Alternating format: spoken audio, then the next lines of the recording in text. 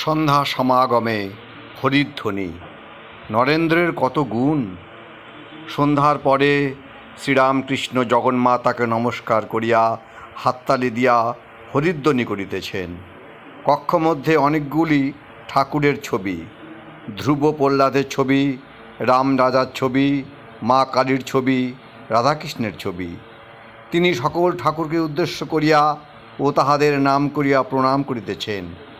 আবার বলিতেছেন, ব্রহ্ম আত্মা ভগবান, ভাগবত ভক্ত ভগবান, ব্রহ্ম শক্তি, শক্তি ব্রহ্ম, বেদ পুরাণ তন্ত্র, গীতা গায়ত্রী, শরণাগত শরণাগত, নাহং নাহং, তুহু তুহু, আমি যন্ত্র তুমি যন্ত্রী ইত্যাদি। নামের পর শ্রীরামকৃষ্ণ করজোড়ে জগন্মাতার চিন্তা করিতেছেন। দুই চারিজন ভক্ত সন্ধ্যা সমাগমে উদ্যান মধ্যে গঙ্গা তীরে বেড়াইতেছিলেন। তাহারা ঠাকুরদের আরতির কিয়ৎক্ষণ পর পরমহংসদেবের ঘরে ক্রমে ক্রমে আসিয়া জুটিতেছেন। পরমহংসদেব খাটে উপবিষ্ট, মাস্টার, অধর, কিশোরী ইত্যাদি নিচে সম্মুখে বসিয়া আছেন। শ্রীরামকৃষ্ণ ভক্তদের প্রতি, নরেন্দ্র, ভবনাথ, রাখাল এরা সব নিত্যসিদ্ধ ঈশ্বরকোটি, এদের শিক্ষা কেবল বাড়ার ভাগ।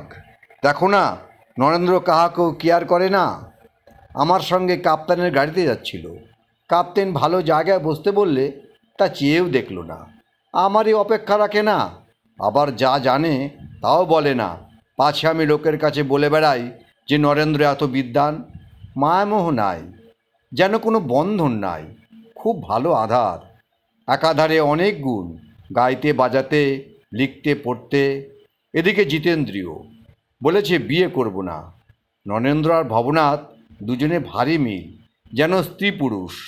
নরেন্দ্র বেশি আসে না, সে ভালো, বেশি এলে আমি বিহ্বল হই।